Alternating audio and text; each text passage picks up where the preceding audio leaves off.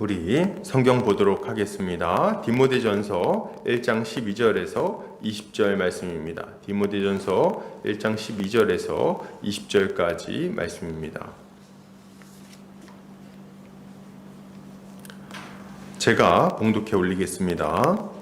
나를 능하게 하신 그리스도 예수 우리 주께 내가 감사함은 나를 충성되이 여겨 내게 직분을 맡기심이니 내가 전에는 비방자요 박해자요 폭행자였으나 도리어 긍휼을 입은 것은 내가 믿지 아니할 때에 알지 못하고 행하였음이라. 우리 주의 은혜가 그리스도 예수 안에 있는 믿음과 사랑과 함께 넘치도록 풍성하였도다.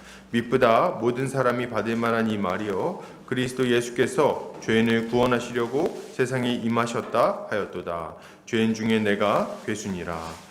그러나 내가 긍휼을 입은 까닭은 예수 그리스도께서 내게 먼저 일체 오래 참으심을 보이사 후에 주를 믿어 영생 얻는 자들에게 본이 되게 하려 하심이라. 영원하신 왕 곧 썩지 아니하고 보이지 아니하고 홀로 하나이신 하나님께 존귀와 영광이 영원 무궁하도록 있을지어다. 아멘.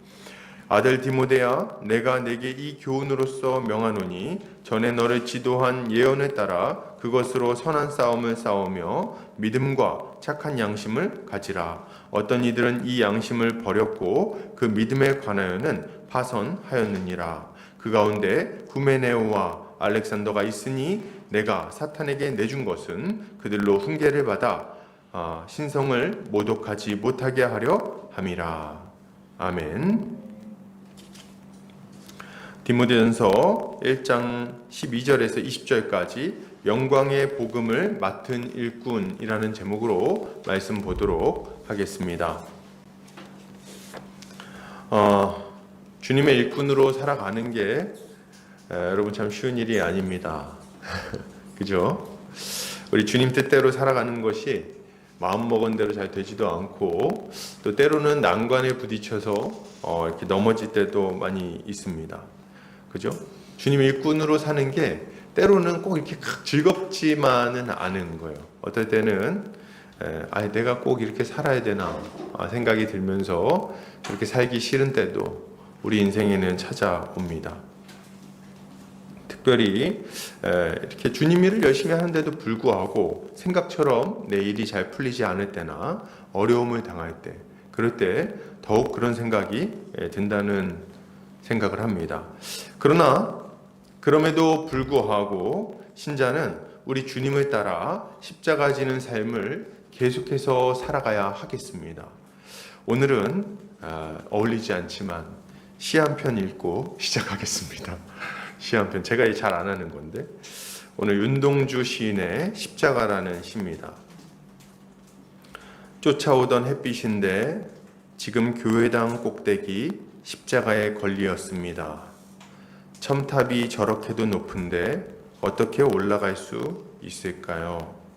종소리도 들려오지 않는데 휘파람이나 불며 서성이다가 괴로웠던 사나이 행복한 예수 그리스도에게처럼 십자가가 허락된다면 모가지를 들이우고 꽃처럼 피어나는 피를 어두워가는 하늘 밑에 조용히 흘리겠습니다.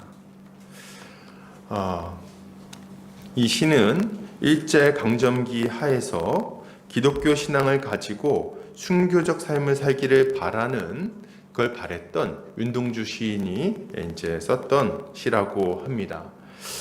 모든 인류의 죄를 짊어지고 괴로워하며 십자가를 지셨지만 그 결과 구원받은 이들을 보며 행복할 수 있었던 예수 그리스도.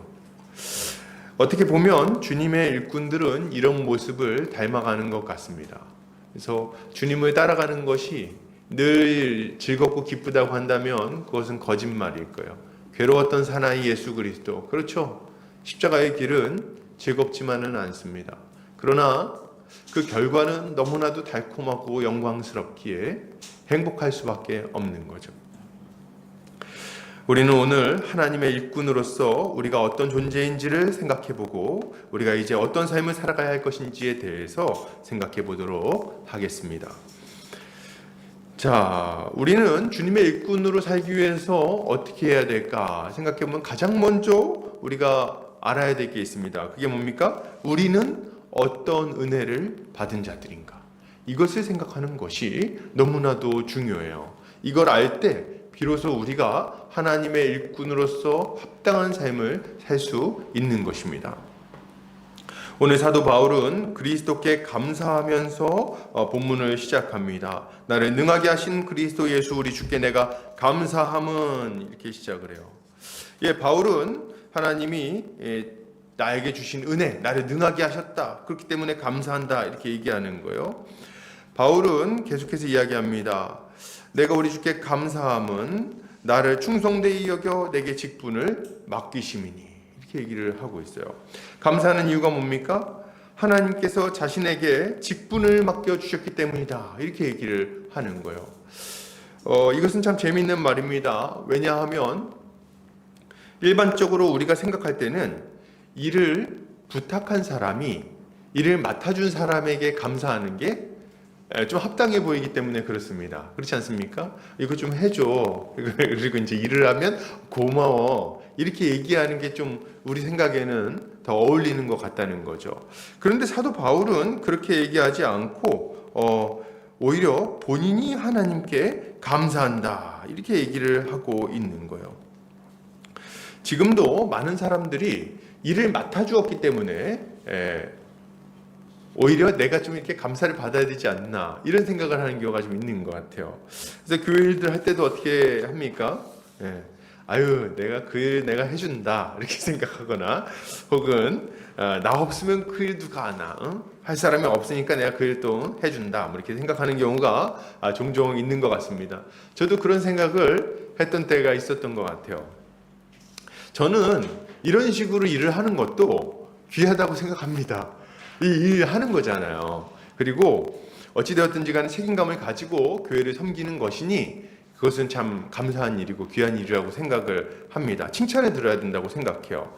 그러나 이런 생각과 헌신이 본인에게도 유익하다고 말씀드리긴 좀 어려울 것 같아요. 이것이 참 귀한 일이기는 하지만 본인의 신앙을 생각할 때 이것은 참 아쉬운 일이라는 생각을 합니다. 왜냐하면 이런 생각을 가지고 섬기는 것은 매우 소모적일 뿐만 아니라 스스로의 신앙에도 건전한 유익, 은혜를 넘치도록 받는, 그것을 묵상하며 기뻐하는 유익을 누리지 못하기 때문에 그렇습니다. 오늘 본문을 보면 사도 바울은 주의 일을 맡았음에도 불구하고 자신을 자랑하지 않습니다. 내가 이만큼 했으니 하나님께서 인정해 주셔야지, 혹은 하나님께서 내가 이만큼 했는데 갚아 주셔야지, 이렇게 생각하지 않는다는 거예요. 도리어 그는 하나님 앞에 진심으로 감사하면서 그분을 높이고 있는 것을 우리는 볼 수 있습니다. 이때 우리가 좀 궁금하죠? 도대체 사도 바울은 왜 이렇게 힘든 일 하면서, 사도 바울이 굉장히 고생했거든요.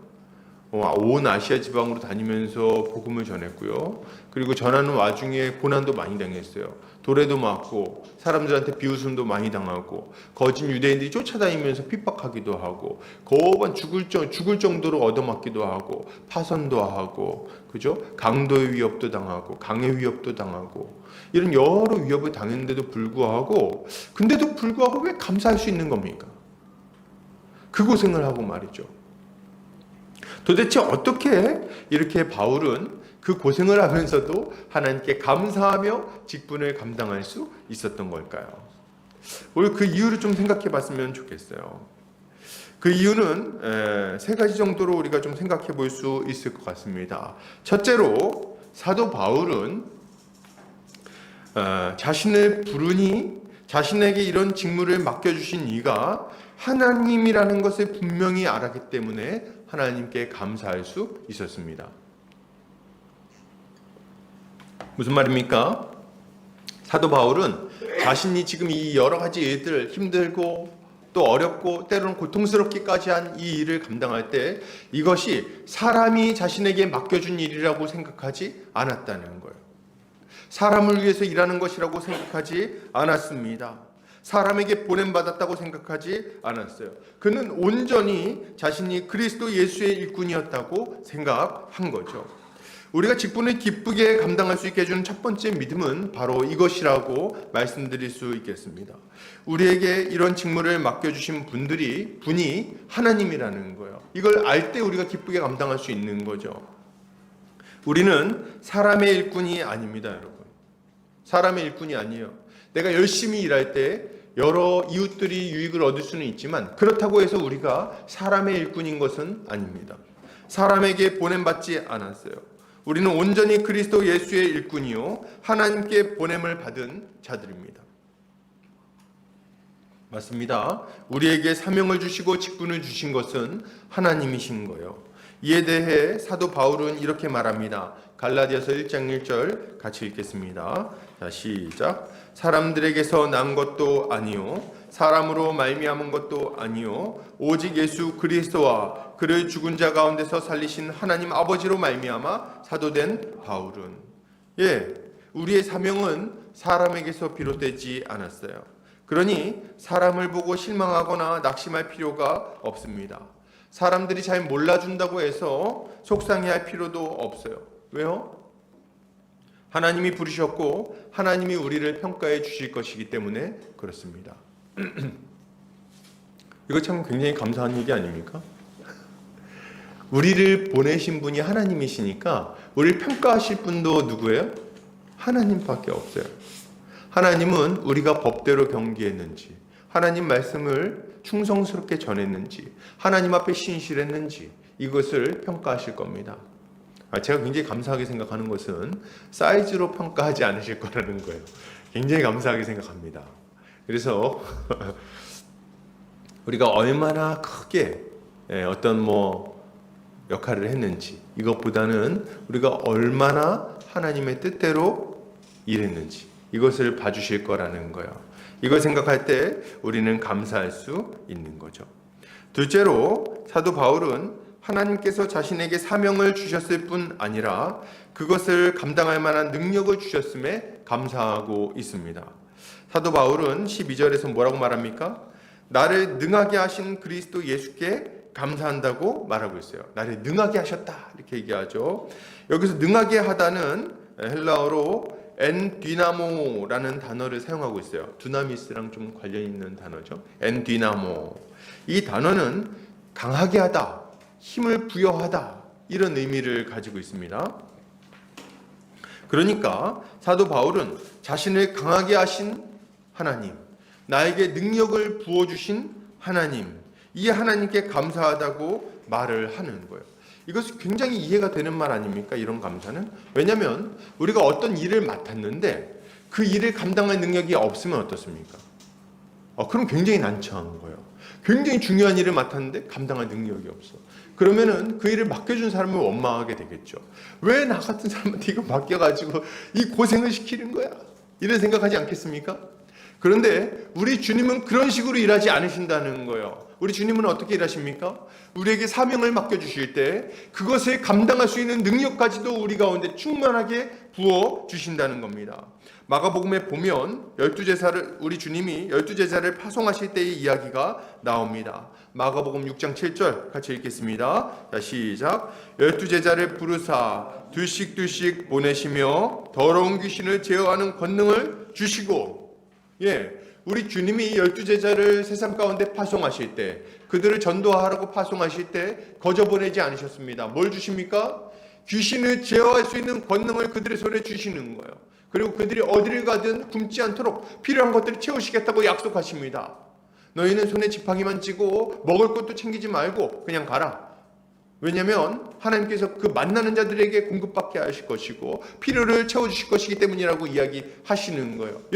우리 주님은 우리가 사명을 감당할 수 있도록 필요한 모든 것을 능력과 필요를 채워주신다고 약속하고 계시는 거예요. 그러니 우리가 두려워할 필요가 없는 거죠. 이것은 사도행전에서도 똑같이 우리에게 약속되는 말씀입니다. 사도행전 1장 8절 같이 한번 읽겠습니다. 시작. 오직 성령이 너희에게 임하시면 너희가 권능을 받고 예루살렘과 온 유대와 사마리아와 땅끝까지 이르러 내 증인이 되리라 하시니라. 아멘. 뭐라고 말씀하십니까? 우리가 복음을 전하고 나면 권능을 주겠다고 하십니까? 아니죠. 성령이 너희에게 임하시면 너희가 권능을 받는다. 이렇게 얘기를 하고 있다는 거예요. 성령은 언제 받는데요? 주를 위해 일하기 전에 이미 성령을 받는 거예요. 하나님의 자녀가 될 때 성령을 받는 겁니다. 우리가 주님께 사명을 받는 그 순간에 우리는 성령을 받는 거예요. 그리고 이 성령은 우리 안에서 폭발적인 능력으로 우리가 사명을 감당하게 만들어 주시는 겁니다. 우리가 이것을 믿어야 하는 거예요. 그래서 우리는 그 권능으로 예루살렘과 온 유대와 사마리아와 땅끝까지 복음을 증거하게 되는 겁니다. 여러분 이거 믿으시기 바랍니다. 주님이 우리에게 사명을 주셨다면 이미 그것을 감당할 능력도 주신 거예요. 그러니 우리는 기쁜 마음으로 사명을 감당해야 하는 것입니다. 자꾸 이제 그런 얘기 하지 않아야 되겠어요. 아유, 나 같은 사람이 뭘 합니까? 나 같은 사람인 건 모르셨겠습니까? 다 알죠. 그런데 우리 주님이 능력을 주셨다는데 어떡하겠어요? 주셨다는데. 이거는 좀 생각하면 생각할수록 여러 가지 할 수 있는 얘기들이 많이 있습니다. 우리의 언변이 부족하다고요? 부족하죠. 우리의 좀 이렇게 성품이 좀 부족하다고요? 부족하죠. 딱 보면 알겠어요. 근데 말이죠. 우리 주님이 우리를 통해서 역사하십니다. 삼손의 손에 들린 그 나귀 턱뼈를 가지고도 주님은 자신의 일을 이루시는 거예요. 그러니 우리는 사명이 맡겨졌음을 알고 감사한 마음으로 즐겁게 기쁘게 사명을 감당하면 되는 겁니다. 셋째로 사도 바울은 하나님께서 자신과 같이 부족한 자를 불쌍히 여기셨을 뿐만 아니라 충성되이 여겨 주신 것임을 알았기 때문에 감사할 수 있었습니다. 그러니까 어떻게 나 같은 자를 부르셨는가 이런 생각 때문에 그 받은 은혜를 생각할 때 감사하지 않을 수 없었던 것 같아요. 오늘 사도 바울이 뭐라고 말합니까? 나는 전에 비방자요, 박해자요, 폭행자였다 이렇게 이야기를 하고 있어요. 비방자, 박해자, 폭행자. 그는 전에 하나님을 비방하고 교회를 박해하는 자였습니다. 그리고 난폭하고 잔인한 사람이었죠. 이것이 사도 바울이었어요. 그런데 그럼에도 불구하고 하나님은 그를 긍휼히 여겨 주신 것입니다. 하나님의 은혜가 바울에게 넘쳤죠. 그는 하나님의 호의를 받을 만한 아무런 자격도 없는 자였어요. 자격 미달의 낙후자였고 지옥 불쏘시개의 1번이었습니다. 그런데 그럼에도 불구하고 하나님은 그를 불쌍히 여겨주시고 구원해 주신 거예요. 그러니 사도 바울이 감사하지 않을 수 없는 거죠. 바울은 나 같은 죄인이 구원받은 것을 이야기하다가 이걸 막 감당하지 못하고 막 하나님 앞에 소리를 막 지릅니다. 오늘 본문을 보면요. 어떻습니까? 이게 좀 자연스럽습니까? 이게 자연스럽지가 않아요, 중간에. 15절을 보면은 이게 이 타이밍에 갑자기 막 튀어나온다는 느낌을 받거든요. 이렇게 얘기하죠. 우리 주의 은혜가 그리스도 예수 안에 있는 믿음과 사랑과 함께 넘치도록 풍성하였도다. 그러나 내가 16절 바로 가도 별 문제가 없어요. 근데 15절에 사도 바울이 이렇게 자기 받은 은혜를 쭉 설명하다가 갑자기 막 이게 견디지 못하게 된 것 같아. 그래서 뭐라고 말합니까? 미쁘다. 모든 사람이 받을 만한 이 말이요. 그리스도 예수께서 죄인을 구원하시려고 세상에 임하셨다 하였도다. 죄인 중에 내가 괴수로다. 이렇게 얘기를 하고 있어요.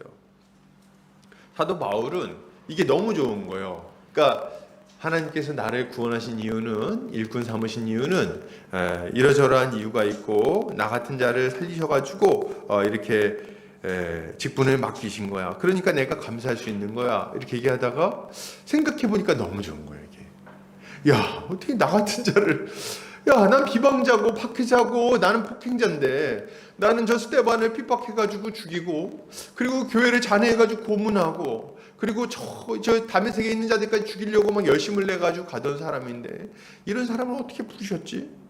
어떻게 나 같은 사람을 불러가지고 하나님의 자녀 삼으시고 어떻게 나 같은 사람을 불러가지고 이렇게 일꾼 삼으셨는가? 이걸 생각하니까 감당이 안 되는 거예요. 그래가지고 미쁘다 이렇게 막 소리를 지르는 거예요. 모든 사람이 받을 만한 이 말이요. 모든 사람이 받을 만한 이 말이요. 그리스도 예수께서 죄인을 구원하시려고 세상에 임하셨다 하였도다. 죄인 중에 내가 괴순이라. 저는 사도 바울의 이 마음이 굉장히 많이 이해가 됩니다. 세상에 하나님의 아들이 나 같은 사람을 구원하려고 이 세상에 오셨다는 거 아닙니까? 나 같은 사람을 구원하려고. 그죠? 나 지옥 가지 말라고. 제가 좀 괜찮은 사람이었으면 이해를 하겠어요. 평소에 좀 주님 마음도 좀 알고 찬양도 많이 하고 좀 열심히 살고 거룩하게 살고 괜찮은 사람이었으면 이해를 하겠어요. 그런데 아무리 생각해봐도 거울을 보고 요리조리 또 뜯어봐도 이쁜 구석이 없는 거예요. 맨날 넘어지고 못된 짓 하고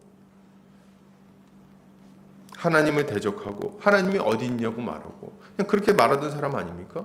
그런데 하나님이 이런 나를 불쌍히 여기셔서 구원하겠다고 오셨다는 거예요. 예, 하나님은 의인을 구원하러 오시지 않으시고 죄인을 구원하러 오셨다고 이야기를 하는 겁니다. 그러니까 모든 사람이 받을 만하죠. 의인들만 받을 만한 게 아니라 모든 사람이 받을 만한 소식인 겁니다. 우리에게 어떤 자격도 요구하지 않으시고 그냥 믿기만 하면 모든 죄를 사해 주시고 하나님의 자녀 삼아 주시겠다고 약속을 하시는 거예요. 그러니 이거를 생각하면은 감사하지 않고 어떻게 버틸 수가 있습니까? 그죠? 나 같은 사람을 구원하려고 하나님이 이 땅에 오셨다니 어떻게 감사하지 않을 수 있냐는 거예요. 처음 이런 사랑을 딱 깨달으면요. 제가 이렇게 보면은 처음 이런 사랑을 깨달으면 받아들이기가 좀 힘듭니다. 솔직히 딱 들을 때 말이 되나? 약간 이런 생각이 들어요. 나 같은 사람을 구원하기 위해서 하나님의 아들이 이 땅에 임하다니, 그죠? 나 같은 사람을 구원하기 위하여 그 존귀하신 예수 그리스도가 십자가에 달리시다니, 그게 가능한가? 세상은 여러분 언제나 서열을 매깁니다. 세상은 언제나 서열을 매겨요. 어떤 서열입니까? 잘한 서열, 잘한 순서대로 1, 2, 3, 4, 5, 6, 7, 8 쭉 등수를 매깁니다. 잘한 사람들은 칭찬하고 못한 사람들은 혼나죠. 책망받죠. 그리고 세상에서는 능력자들 위주로 순서를 쫙 매깁니다. 그래서 1번부터 100번까지 능력 있는 사람은 1번부터 30번까지 31번부터 100번까지는 무능력자들. 그게 도태되는 거예요. 세상은 잘난 사람들, 유능한 사람들, 깨끗한 사람들만 바랍니다. 그런 사람들만 인정해주고 그런 사람들만 받아줘요. 그런데 말이죠, 우리 주님은 그러지 않으신다는 거예요. 주님은 어떤 사람들 받아주십니까? 세상에서 인정받지 못한 사람들, 가난한 사람들, 못난이들, 도무지 하나님 앞에 나아가기에는 부족하기 짝이 없는 사람들, 우리 주님을 배신하기를 밥 먹듯 하고 언제든지 주님을 대적하며 살면서도 잘못한지도 모르는 사람들, 그런 사람들을 위해서 우리 주님이 이 땅에 오셨다는 거예요. 그러니 어떻게 감사하지 않을 수 있습니까? 나를 위해서 뭐 이쁜 게 있다고. 이제 앞으로 잘 써먹으려고 그런 걸까요? 이제 내가 이렇게 은혜 베풀어서 잘 써먹어야겠다. 아니야, 그것도 아니야 보니까. 나중에 이제 구원받고 나서 보니까 일 잘 하나 봤더니 일도 잘 못해요 보니까. 그러니까 이게 부족하고. 그러니까 이걸 위해서 부르신 것도 아니고 도대체 왜 부르셨는가? 이유가 없어요. 이유가 없어. 그냥 우리를 사랑하셔서 부르신 거예요. 우리의 어떠함과 아무 관계없이 믿음으로 나오는 모든 사람들을 기쁘게 받아주시고 버리지 않으시고 영원히 함께 해주시는 거예요. 이것이 은혜인 것입니다. 참 감사하죠. 그런데 이것만 해도 감사한데 오늘 본문은 더 놀라운 얘기를 하는 거예요. 뭐라고 얘기합니까? 그리스도 예수 우리 주께 내가 감사함은 나를 충성되이 여겨 내게 직분을 맡기심이니, 이렇게 얘기를 하는 거예요. 이게 참 놀라운 거죠. 우리 주님이 나를 충성되이 여겨 주셨다는 겁니다. 그래서 일꾼을 삼아 주신 거예요. 나 같은 사람을 충성되게 여기셔서 일꾼 삼아 주셨으니 어떻게 감사하지 않을 수 있습니까?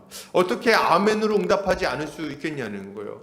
맨날 주님 앞에 말썽만 피던 나를 불쌍히 여기시고 구원해 주신 것만 해도 감사한데, 야 너는 괜찮아, 내가 너를 믿어, 넌 나를 사랑하는 건 내가 알아, 이렇게 얘기하시고 일을 맡겨주시는 거예요.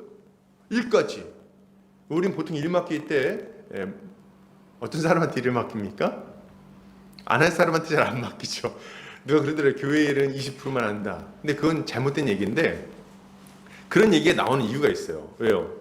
일하는 사람만 한다. 그런 얘기 있죠. 왜 그렇습니까? 예, 하는 사람들이 잘하는 사람들이야. 그러니까 자꾸 그런 일을 하는 것 같아요. 근데 적절한 건 아니겠죠? 그러나 우리 주님이 우리를 충성되게 여겼다는 거예요. 일할 만한 사람으로 여겼다는 거예요. 야, 그래? 너는 그거 할 만한 아이지. 내가 너를 믿는다. 그리고 일을 맡겨주셨다는 거예요. 그러니까 이게 얼마나 놀라운 일입니까? 그러니까 충성하지 않을 수 없는 거예요. 이것을 아는 사람은 주님께 감사하며 사명을 감당하게 되어 있는 거죠.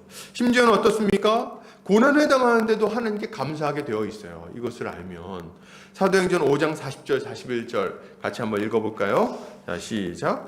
그들이 옳게 여겨 사도들을 불러들여 채찍질하여 예수의 이름으로 말하는 것을 금하고 놓으니 사도들은 그 이름을 위하여 능욕받는 일에 합당한 자로 여기심을 기뻐하면서 공회 앞을 떠나니라. 아멘. 이 사도들이 열심히 복음을 전했어요. 근데 열심히 복음을 전하는데 이 사내들인 공회에서 그걸 보고 마음에 안 드는 거예요. 왜냐면 자기들이 못 박은 예수를 자꾸 그리스도라고 얘기하니까 불러들여가지고 막 협박을 합니다. 너 한 번만 더 이거 예수가 뭐 그 얘기하면은 가만 안 둘 거야. 죽여버릴 줄 알아. 이렇게 얘기하고 채찍으로 막 때립니다. 우리가 생각하는 것처럼 혁대로 몇 대 때리는 수준이 아니에요. 이때 당시에 채찍은 맞으면 죽을 수도 있는 채찍입니다. 그걸로 막 때린 거예요. 그러니까 만신창이가 된 거예요. 피투성이가 돼가지고 두드려 맞고 막 그냥 피를 질질 흘리면서 이렇게 밖으로 던져집니다.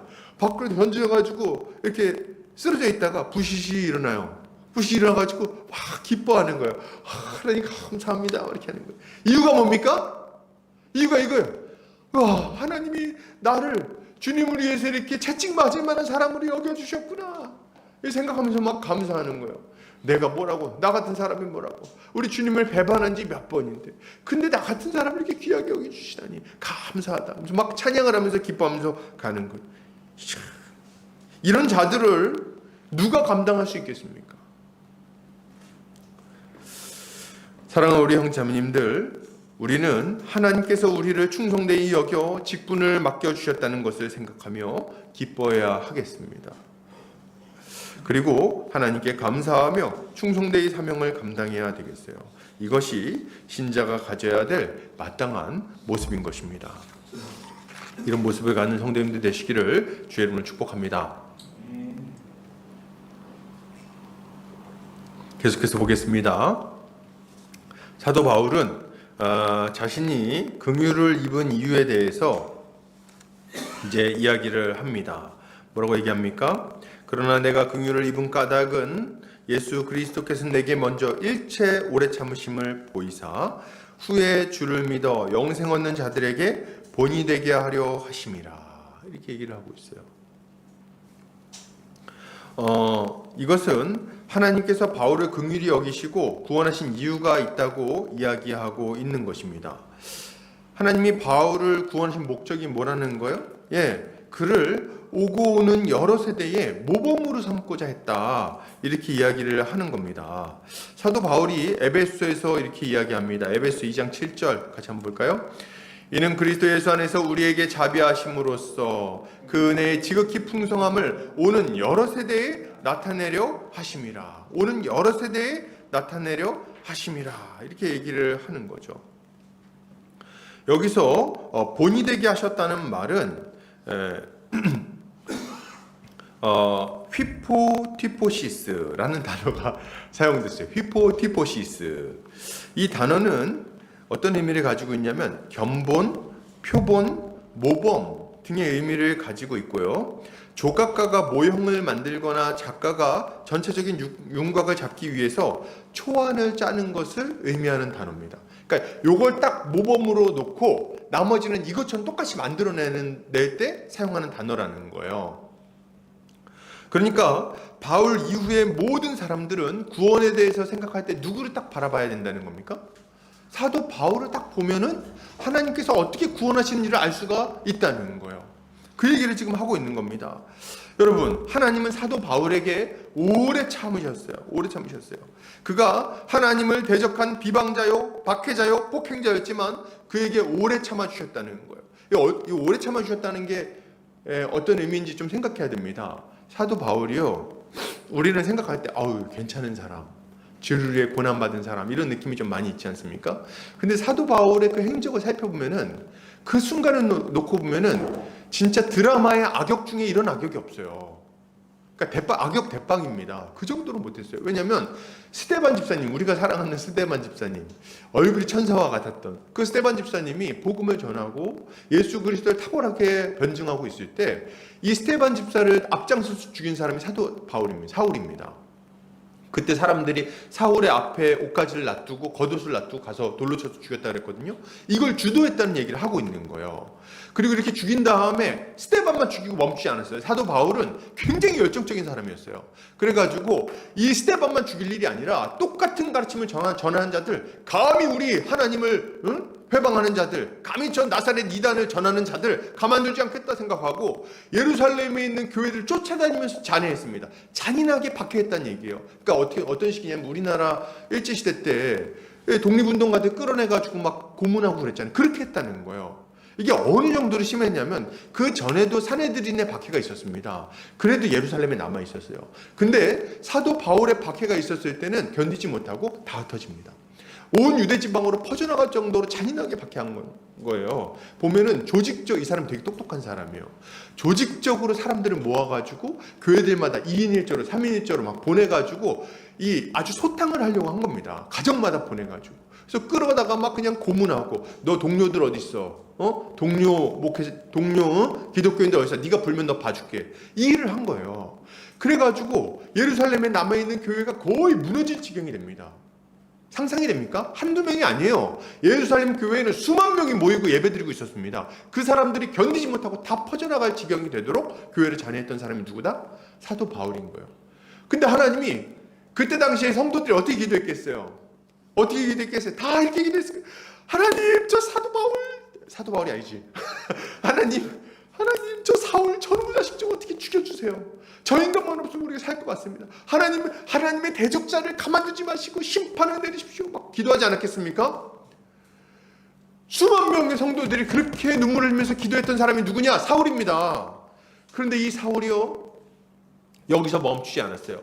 성도들이 막 퍼져나가니까 그 소식을 들었어. 얘네들 퍼져나간다고 해서 내버려둘 게 아니야. 저 다메섹에도 지금 몇 명 있다 그러는데 가만두지 말자. 저한테 위임장 맡겨주십시오. 제가 가서 작사를 해놓겠습니다. 그리고 위임장을 받아가지고 다메섹으로 가는 거예요. 거기 가면은 다메섹에 있는 사람들은 또 다 죽게 생겼어.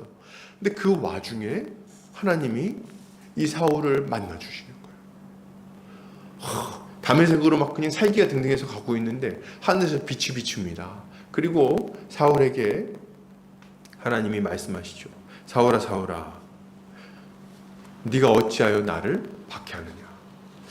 그러니까 이 사울이 깜짝 놀라죠. 제가 당신을 박해한 적이 없어요. 저는 교회를 박해했는데 니시오니까 이렇게 물어보죠. 나는 네가 핍박하는 예수라, 이렇게 얘기를 하는 거예요. 여러분, 이게 굉장히 두 가지 포인트에서 굉장히 우리가 은혜를 받는데요. 우리 주님은 교회가 박해받는 것을 자신을 박해하는 것으로 여겨주신다는 거예요. 그리고 그렇게 큰 죄를 지은 자도 그냥 모른다, 그냥 죽여버리지 않으시고 다시금 그에게 기회를 주시고 돌이킬 기회를 주신다는 거예요. 그를 불러 은혜를 베풀어 주신다는 거죠. 사울이 그때 딱 충격을 받고 이제 딱 그 눈이 멀어버립니다. 그러고 나서 이제 가가지고 아나니아가 안수해가지고 보게 되는 거 아닙니까? 오래 참으셨다고요, 여러분. 오래 참아주셨어요. 여러분, 자기 성도들, 자기의 그 자녀들이 그 모진 고난을 당할 때 하나님 마음이 어떠셨겠어요? 견디기 힘들죠. 야, 저놈 새끼 저거 죽여버려야 되는데. 그죠? 얼마나 힘드셨겠어요. 그 성도 한 명 한 명 고문을 당할 때에 그 채찍에 맞고 그냥 믿음이 시험을 들 때에 마음이 어떠셨겠습니까? 저놈을 저거 죽여버려야 되는데. 근데 오래 참으신 거예요. 오래 참으셨어요. 그러니까 사도 바울이 생각할 때는 말이 안 되는 거예요. 이거는 나한 사람 구원하려고 그렇게 오래 참으셨다고? 나한 사람 구원하려고. 그러니까 이게 너무 견디지 못하니까 하나님 앞에 이렇게 얘기하는 겁니다. 죄인 중에 내가 괴수로다. 죄인 중에 내가 괴수로다. 아니, 어떻게 나 같은 사람, 나 같은 죄인을 구원하려고 이렇게 오래 참으시는가? 믿을 수 없다. 이렇게 얘기를 하는 거죠. 그러면서 뭐라 그럽니까? 여러분, 제가 모범입니다. 제가 모범. 하나님이 죄인을 구원하실 때 나 같은 사람을 구원하십니다. 나같이 교회를 찬양하고 핍박하고 하나님을 대적했던 사람, 그렇게 하나님의 대적자로 살고 사단의 도구로 사용됐던 사람, 저 같은 사람을 주님이 구원하셨습니다.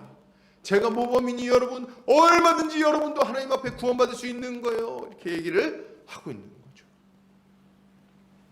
여러분, 우리는 사도 바울을 보면서 하나님이 우리를 구원하실 것임을, 우리에게 어떤 은혜를 베풀어 주셨는지를 생각해야 하는 거죠. 여러분, 우리는 자주 생각합니다. 어떤 생각합니까? 죄질 때마다 생각하죠. 저도 그런 것 같아요. 이거 하나님이 나를 사랑하시겠나? 하나님 나를 사랑하시겠나? 아니겠지. 내가 봐도 내가 죄가 이렇게 많은데 하나님이 나한테 관심이 있겠냐? 가끔 안 믿는 분들 중에는 복음 전하면은 이렇게 얘기하시는 분들이 있어요. 제가 지금 삶이 너무 엉망인데 삶을 좀 정돈하고 갈게요. 이게 무슨 말입니까?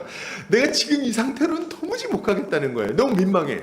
너무 죄가 많어. 그러니까 좀 자기 삶을 좀 잘 정돈해서 갈 만한 상태를 만들어서 가겠다. 이렇게 얘기하는 거예요. 이 무슨 말을 얘기하는 거냐면 자기가 봐도 너무 엉망인 거예요. 하나님 앞에 갈 만한 자가 아니라는 거예요. 하나님이 받아주실 만한 상태가 아니라는 거예요. 술주정뱅이에 알코올 중독자에다가 담배를 엄청 피고 다른 사람들 비방하고 원망하고 험담하는 전문가에다가, 그리고 하나님 없다고 말한 짓도 너무 많고, 부모를 공경하지 않고, 형제 자매들과 늘 싸우고, 그리고 사기를 치고 도둑질도 하고 심지어는 사람을 죽이고 말이죠. 내가 생각해도 하나님 앞에 나갈 자격이 없는 거예요. 그래서 뭐라고 합니까? 나중에 나갈게. 나중에 좀 삶이 좋아지면. 그러나 이것이 얼마나 어리석은 생각입니까? 우리 주님이 얘기하시죠.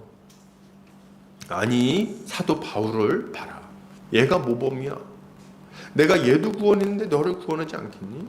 내가 얘를 살려주었는데 너에게 은혜를 베풀지 않겠니? 얘기를 하시는 거죠. 또 믿는 자들도 생각합니다. 뭐라고 생각해요? 난 틀렸어. 나 같은 게 무슨 기독교인이야. 맨날 예수 믿는다 그러고 죄나 짓고 또 넘어지고 또 넘어지고. 하나님도 나 같은 거 싫을 거야. 나도 싫은데. 그죠? 우리가 그런 생각을 할 때가 너무 많습니다. 그런데 우리 주님은 그렇지 않다고 말씀하시는 거예요. 사랑하는 우리 형제자매님들, 오늘 혹시 또 넘어지셨나요? 또 넘어지셨어요? 그러면 사도 바울을 생각하고 또 모범으로 삼으신 분이 또 한 명 있습니다. 누군지 아세요? 여러분, 베드로를 생각하시기 바랍니다. 베드로. 저는 베드로가 너무 좋아요. 왜 그러냐면 저랑 너무 비슷한 것 같아요. 우리랑 너무 비슷해. 베드로는 심지가 굳은 사람이 아닙니다, 여러분. 베드로는 겁이 많은 사람이었어요. 담대해 보였지만 사실은 아니었어. 그래가지고 3년 동안 예수님이랑 동고동락했거든요. 그래서 예수님 뭐 얘기하면 나 앞장서 가지고 막 그냥 잘난 척하고 했던, 내가 수제자야 했던 사람이 베드로입니다. 그리고 예수님이 마지막에 겟세마네에서 이렇게 얘기하시죠. 내가 이제 오늘 잡혀가게 될 것인데 너희가 나를 다 버리고 떠날 거다. 베드로가 얘기해요. 아니, 저는 안 떠납니다. 나쁜 놈들 다 떠나도 저는 안 떠납니다. 이렇게 장담을 해요. 예수님이 얘기하시죠. 네가 오늘 나를 3번이나 부인할 거다. 다 울기 전에. 베드로가 절대 그런 일 없다고 얘기해요. 그리고 우리 주님 잡혀가실 때 그 대제사장의 뜰 안에서 우리 주님 막 잡혀가시거든요. 신문을 당하시거든요. 거기서 이렇게 불을 쬐면서 봅니다. 어떻게 되나. 어두운 밤중에. 근데 그때 계집종 한 명이 딱 와요. 그러니까 여자예요. 조그만 여자애가 와가지고 베드로다! 이렇게 얘기합니다. 너 예수의 도당이잖아. 그랬더니 베드로가 거기 겁을 먹어버려요. 그래가지고 난 예수님 몰라. 난 예수 모르는 사람이야. 이렇게 얘기를 합니다. 근데 이 여자가 집요해요. 아니야, 너 내가 봤어. 아니야. 너 뭐 잘못 봤어. 너 왜 나한테 왜 그러는 거야? 한 번 더 그러면 아니야, 내가 한 번 봐도 너 내 사촌이 임마 말고야. 너 네가 걔 귀 잘랐잖아. 이렇게 합니다. 복수하고 싶었던 것 같아요. 그때 베드로가 예수님을 욕하면서 부인합니다. 예수 같은 자식 내가 몰라. 이렇게 막 비방을 하는 거예요. 근데 그때 그렇게 부인하고 딱 하는데 예수님하고 눈이 딱 마주치네. 그때 예수님하고 눈이 딱 마주쳐요. 베드로가 그때 충격을 받고, 그리고 이제 닭이 딱 울어요. 그러니까 충격을 받고 밖으로 막 나갑니다. 나중에 여러분 보면요, 예수님이 부활하셨다는 걸 알고도 베드로가 갈릴리로 떠납니다. 물고기 잡으러. 왜 그랬을까요? 예수님을 만날 면목이 없는 거죠. 전 그 마음 너무 알 것 같아요. 도무지 못 만나는 거예요. 야, 내가 그 은혜를 받았는데 하나님한테 그렇게 내가 잘 살겠다고 했는데 또 죄졌어. 또 넘어졌어. 그러니까 어떻게 만납니까? 만나가지고 뭐라고 그럴 거예요? 부활했는데 만나가지고 그때 주님 제가 실수였어요. 제가 그때 3번 바보같이. 근데 눈 마주친 게 생각이 나는 거예요. 그러니까 이게 안 되는 거야. 그래서 갈릴리로 갑니다. 난 틀렸어. 근데 말이죠, 주님이 이 베드로를 찾아오십니다. 찾아오셔가지고 베드로에게 다시 한번 물어보세요. 뭐라고 물어보십니까?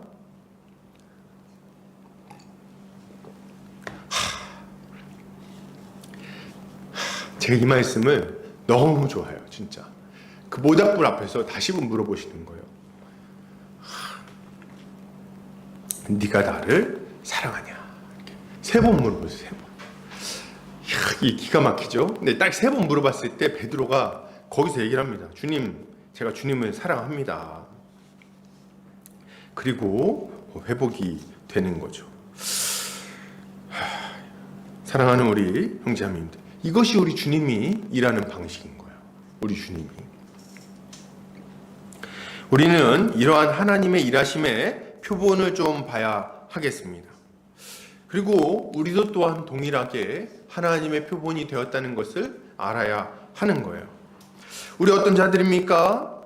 바울과 같은 자들이죠. 우리 다 하나님을 없다고 말하고, 하나님이 어디 있어? 야, 하나님 있으면 나와보라 그래. 내 주먹을 믿겠다. 뭐 이렇게 얘기하고, 야, 예수 믿는, 야, 그 돈 나눠줘라. 뭐 이렇게 얘기하면서 막 비아냥 거렸던 사람들 아닙니까? 야, 거기다 대고, 야, 그 목사가 다 먹는 거 아니야. 뭐 이렇게 얘기하면서 나눠줘. 나한테. 나 친한데. 너 목사랑 친하냐? 안 친하잖아. 나눠줘. 이렇게 하면서 이제 막 비아냥 거렸던. 제가 그런 사람이에요, 제가.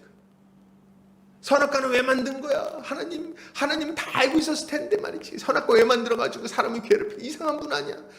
이런 이상한 논리를 펼치는 게 누구냐면 접니다. 그때 피아노 선생님한테 너무 죄송해 죽겠어요.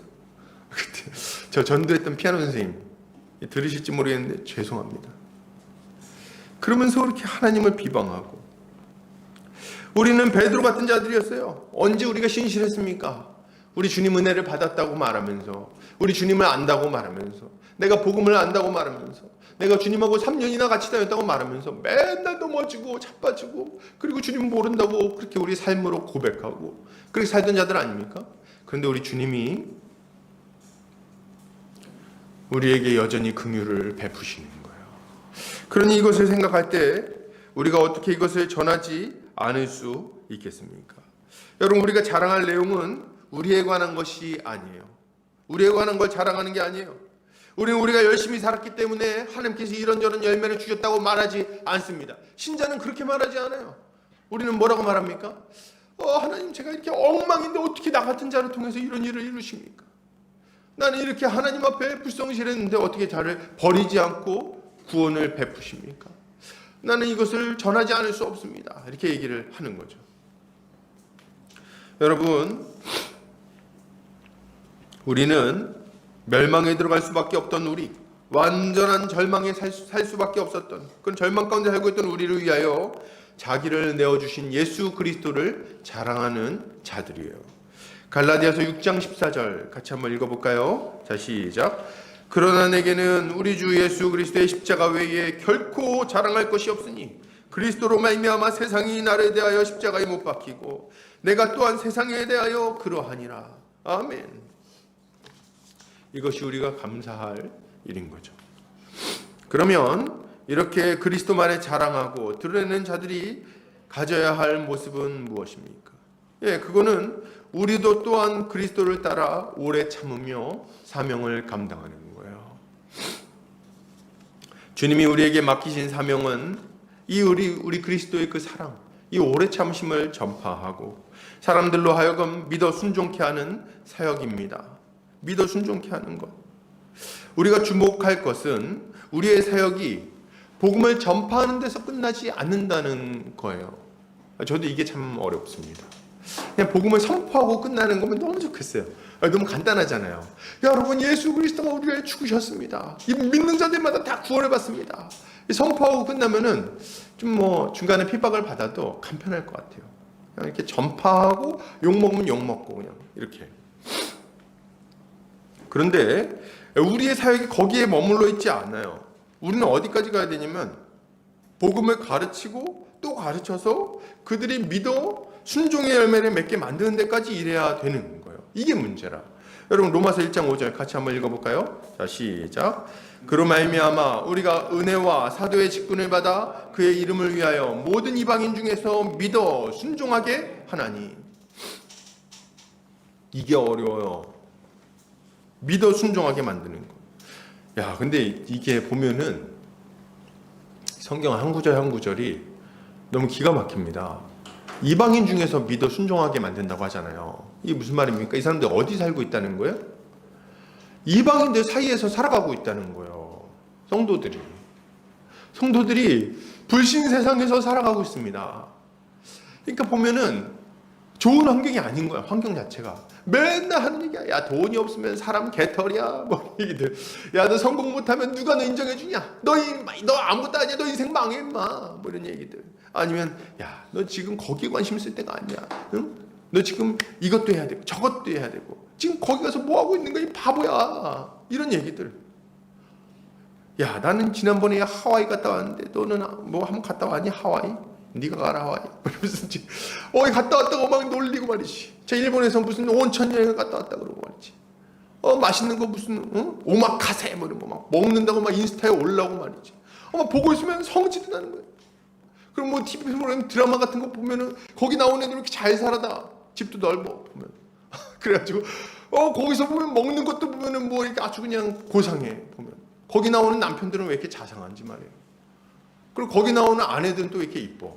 그리고 또 이렇게 말도 잘하고, 우리 존중하고, 사람 편도 잘해. 보면 우리는 엉망이야. 이거 불평불만. 내 삶은 왜 이 모양인가? 이런 상황에 살아가는 거예요. 근데 거기다 뭐라고 말합니까? 온갖 매체에서 얘기하는 거야. 야, 네가 이걸 안 해서 그런 삶을 못 사는 거야. 온갖 군데서 그런 얘기를 하는 거예요. 그러니까 성도들이 무슨 생각합니까? 아, 그렇지. 내가 지금 여기에 정신 팔고 있을 때가 아니지. 뭘 나무리에 살아. 뭘 십자가의 길을 걸어가. 바보 멍텅구리같이 인생 길지도 않은데 젊어서 노세 지금 내 나이도 지금 많은데 이럴 때가 아니지. 그래가지고 어디로 갑니까? 세상으로 걸어가는 거예요. 제가 보면 환경이 너무 안 좋아요. 너무 힘들어. 내가 봐도 힘들어. 목사들도 힘들거든요. 성도들은 어떻게 했어요?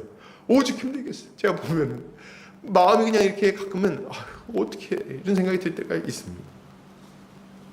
근데 말이죠, 그런 와중에서 이 모든 이방의 풍습을 끊어버리고 거기서 끌어내어 믿어 순종케 하는 게 우리의 사역이라는 거예요. 믿어 순종케 하는 거. 당연한 말이지만 이것은 간단한 문제가 아닙니다. 한순간에 이루어지는 일이 아닐 뿐만 아니라 많은 도전과 결단이 있어야 돼요. 무엇보다도 우리가 일꾼으로서 생각해 볼 때 용기와 오래 참음이 너무 필요합니다. 용기가 필요해요. 제가 이렇게 보면 용기가 너무 필요해요. 진짜. 사역하는데 용기가 필요합니다. 우리 이런 생각하죠. 뭐 사역하는데 뭔 용기가 필요해. 지혜가 필요하지. 용기가 필요해요. 용기가 필요해요. 하나님 말씀이 이거니까 이렇게 살아야 된다고 말할 수 있는 용기가 필요합니다. 이 길로 가야 된다고 이렇게 선포할 수 있는 용기가 필요해요. 때로는 겁이 나는 거예요, 우리도. 그죠? 이거 얘기하면 쟤랑 관계가 안 좋아질 수도 있는데. 이거 얘기하면 싫어할 텐데. 이거 잘못 얘기했다가 괜히 또, 목사들도 그러죠? 이거 얘기했다가 나가면 어떡해. 그런 생각들 말이죠. 두려움이 있어요. 왜 없겠어요? 용기가 너무 필요해요. 그 용기만 필요하냐? 그것도 아니야. 지혜도 필요하고, 오래 참음이 필요해요. 오래 참음. 어떤 오래 참음입니까? 사람이요, 진짜 안 바뀌어요. 정말 안 바뀝니다. 목사 제가 처음 될 때 이렇게 어려운 줄 알았으면 안 했을 거예요. 말을 이렇게 했을 때 저는 옛날에 저는 진짜 그렇게 생각했어요. 어리석게도 내가 말씀을 잘 멋지게 선포하면, 지혜롭게 선포하면 딱 듣고 딱 바뀌겠지 생각을 했어요. 너무 어리석지 않습니까?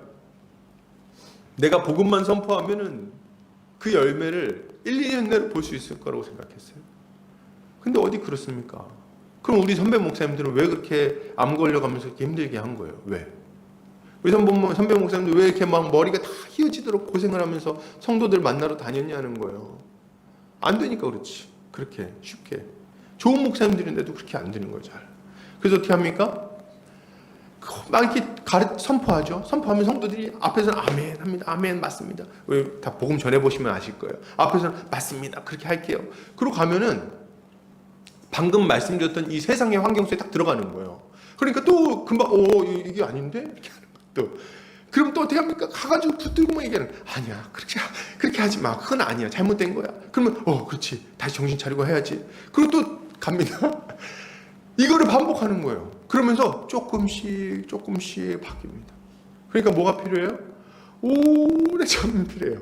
그냥 오래 참음이 아니고 오래 참음. 가끔 이럴 때 낙심이 되는데 주님을 봐야 되는 거예요. 우리 주님도 제자들하고 예수님이 3년을 사역하셨는데 애들이 안 바뀌었어요. 이걸 생각해 볼 때 그렇구나. 3년은 최소 하고선 뭐 불평을 해야 되겠구나. 이런 생각을 할 수 있는 거죠. 예전에 그 강연 많이 하시는 우리 김창옥 씨가 그런 얘기를 했대요. 얘기하는 거 제가 들었는데, 어떤 분이 복지 쪽에서 일하시는 분이 막 이렇게 얘기했다는, 대한민국 복지 안 됩니다. 제가 10년 넘게 했는데 대한민국 복지 좋아진 게 뭐가 있어요? 뭐가 달라졌어요? 하나도 안 달라졌습니다. 이렇게 얘기했다는 거예요. 그때 이거 들으시던 분이 이렇게 얘기했대요. 야, 예수님은 2000년 동안 했는데도 지금 세상이 이 모양이다. 이렇게 이제 할 말을 못했다잖아요. 굉장히 좀 마음이 위로가 되는 말씀 아닙니까? 우리는 오래 참아야 돼요. 우리의 죄인들의 죄된 습관과 사고방식은 그렇게 쉽게 바뀌지 않습니다. 오랫동안 자리 잡은 것이기 때문에 오래 시간이 걸리는 거예요. 그러므로 우리가 어떻게 해야 될까요? 우리는 끈질기게 주의 백성들을 돌보고 지도하고 그들을 위해서 기도하는 일을 해야 하는 것입니다. 감사할 것은 이렇게 우리를 부르시는 하나님이 변하지 않는다는 거예요. 우리 주님이 이렇게 뭘 맡겨놓으시고 일을 해놓고 나서 이게 나중에 좀 마음이 바뀌어가지고 뭐 이렇게 야 이건 아닌가 보다, 너는 틀렸나 보다 이렇게 하시면은 얼마나 난처합니까? 근데 우리 주님 그런 분이 아니세요. 한번 같이 읽어볼까요? 우리 17절입니다. 시작. 영원하신 왕 곧 썩지 아니하고 보이지 아니하고 홀로 하나이신 하나님께 존귀와 영광이 영원 무궁하도록 있을지어다. 아멘. 야, 우리 하나님은 이런 분이십니다. 영원 무궁하도록 변하지 아니하시는 분. 우리 주님을 한번 보면요, 그분의 그 영광스러움, 그분의 선하심, 그분의 그 지혜로우심, 그분의 그 사랑 넘치시는 모습은 영원 무궁하도록 변하지 않는 거예요. 그분이 언제나 거기에 서 계십니다. 그분이 언제나 우리와 함께 하세요. 그러니 우리가 지금 비록 요동하고 이리저리 흔들릴 수는 있지만 그분을 보고 다시 기준을 잡고 걸어갈 수 있는 거죠. 이것을 믿고 우리가 사역할 때 우리는 마침내 선한 열매를 맺게 될 것입니다. 이것을 믿는 우리 성도님들 되시기를 주의 이름으로 축복합니다. 자, 우리 마지막으로 좀 살펴보겠습니다. 자, 그렇다면 이제 신자는 어떠한 삶을 살아가야 될까요? 오늘 사도 바울은 디모데에게 이 교훈으로 명한다고 말하면서 전에 너를 지도한 예언을 따라 그것으로 선한 싸움을 싸우라고 말합니다. 여기서 사도 바울이 디모데를 지도한 예언은 뭘까요? 이 예언은 아마 정확한 내용은 우리가 알 수는 없습니다. 근데 대부분 이야기할 때 아마도 디모데가 안수받을 때 그가 받았던 사명이라고 생각을 하죠. 그리고 여기서 이제 명한다 이렇게 얘기하는데 이 명한다는 파라티데미라는 단어가 사용돼요. 이 단어는 위탁하다라는 의미를 가지고 있습니다. 그러니까 바울은 지금 자신이 위탁한 이 복음을 가지고 이 사명을 가지고 끝까지 충성스럽게 사명을 감당하라고 이야기하고 있는 거예요. 우리는 어떻게 사명을 감당해야 되냐? 사도 바울이 우리에게 넘겨준 이 복음, 위탁한 이 복음을 붙들고 충성스럽게 사명을 감당해야 되겠어요. 자, 그러면 이 충성스럽게 사명을 감당하는 모습은 뭐냐 했을 때 사도 바울은 일단 그것으로 선한 싸움을 싸우며, 그러니까 선한 싸움을 싸우라고 말하고 있어요. 선한 싸움을 싸워라. 여기서 선하다는 칼로스라는 단어를 사용하고 있는데 이 단어는 선한, 좋은, 아름다운, 고상한 등의 의미를 가지고 있습니다. 그러니까 우리의 싸움은 어떤 성격을 가지고 있다는 거예요? 선한 성격을 가지고 있는 싸움이라는 겁니다. 선한 전쟁이라는 거예요. 거룩한 전쟁이라는 거예요. 고상한 전쟁이라는 겁니다. 이게 무슨 말입니까? 꽁 잡는 게 매가 아니라는 거예요. 여러분, 전쟁에서 이기려면 어떻게 해야 돼요? 전쟁에서 이기려면 거짓말도 하고 사기도 치고 뒤통수도 치고 사람들 이용하기도 하고 병사들을 방패막이로 쓰기도 하고, 그죠? 그렇게 해가지고 최대한 괴롭히고 적군을 잡아가지고 고문해가지고 정보를 불게 만들기도 하고, 수단과 방법을 가리지 않고 싸워서 이기는 게 뭡니까? 전쟁입니다. 그런데 우리의 싸움은 그런 형태가 아니라는 거예요. 여러분, 꽁 잡는 게 매가 아니라고요. 복음 전하기 위해서 거짓말은 된다는 말은 거짓말입니다. 그거 자체가 거짓말이에요. 우리 주님께 이 교회를 튼튼하게 세우기 위해서 적당히 그냥 불법을 저질러도 된다고 말하는 것은 거짓말입니다. 우리 주님은 과정과 그 결과를 다 보시는 분이에요. 거룩하신 하나님은 목적을 위해서 수단을 정당화시키는 분이 아닙니다. 그렇지 않은 거예요. 우리는 선을 이루기 위해서 악을 행한다고 말하는 자들이 아닌 거죠. 우리는 치열하게 싸우지만, 아주 치열하게 전쟁을 벌이지만, 그러나 그럼에도 불구하고 거짓말하지 않고 미워하지 않고 원망하지 않고 누군가를 돌퇴시키지 않고 잘라내지 않습니다. 손해볼지언정 우리 주님의 마음으로 그들을 품고 최선을 다해서 섬기며 그들을 세워나가는 거예요. 이것이 우리가 가져야 되는 마음이죠. 우리는 악으로 악을 갚는 게 아니라 선으로 악을 갚는 자들, 선으로 악에게 이기는 자들인 겁니다. 오른뺨을 맞으면 왼뺨을 돌려대고, 가진 것을 내어주고 낮은 자리에서 섬기고, 결국에는 십자가에 달려 죽는 것으로 승리를 쟁취하는 자들인 거예요. 이것이 우리의 싸움인 겁니다. 참 우리의 일반적인 삶하고는 너무 달라요. 길에서 누가 오른뺨을 때리고 모욕하면 어떻게 하시겠습니까? 그때는 이제 가방 내던지고 일단 뚜드려 말아야죠, 머리를. 그리고 너 일로 와. 이게 우리의 마음 아닙니까? 우리 한 3대는 때려줘야지. 근데 우리 주님은 그걸 바라지 않으시는 거예요. 오른뺨을 맞았으면 왼뺨도 돌려대라. 그냥 하는 말이 아니라 실제로 그렇게 하라고 얘기하시는 거예요. 누가 그렇게 합니까? 우리 믿음의 선배들이 그렇게 살았잖아요. 그죠? 자기 남편을 죽인 원주민을 위해서 아내가 가가지고 복음을 전파하고, 자기 아버지를 핍박했던 부족에 그 자식이 들어가서 목회자가 되고, 이런 일들이 얼마나 많습니까? 우리가 이런 선한 싸움을 싸울 때 우리가 사명을 잘 감당할 수 있는 거죠. 그러면 이런 선한 싸움을 잘 싸우기 위해서는 뭐가 필요할까요? 2가지가 필요한데요. 첫 번째는 믿음이 필요하고, 두 번째는 착한 양심이 필요합니다. 19절 같이 읽어볼까요? 자, 시작. 믿음과 착한 양심을 가지라. 어떤 이들은 이 양심을 버렸고 그 믿음에 관하여는 파선하였느니라. 아멘. 믿음과 착한 양심이 필요해요, 여러분. 선한 싸움을 싸우려면 믿음이 있어야 됩니다. 믿음이 없으면 이 싸움을 싸울 수가 없어요. 뭘 믿어야 됩니까? 하나님께서 예수 그리스도를 통해서 우리의 죄를 사하시고 우리를 구원하여 하나님의 자녀로 삼아주셨을 뿐만 아니라 우리가 하나님의 일꾼 되게 하셨고, 장차 우리 주님이 부활하신 것처럼 우리를 부활하게 하시고 영원한 나라에 들어가게 해주실 거라는 견고한 믿음이 있어야 되는 거예요. 이 믿음, 장차 우리에게 부활 생명이 기다리고 있다는 믿음, 이 믿음이 있어야 됩니다. 이 땅에 있는 것들이 전부라면 뭐 하려고 그렇게 힘들게 삽니까?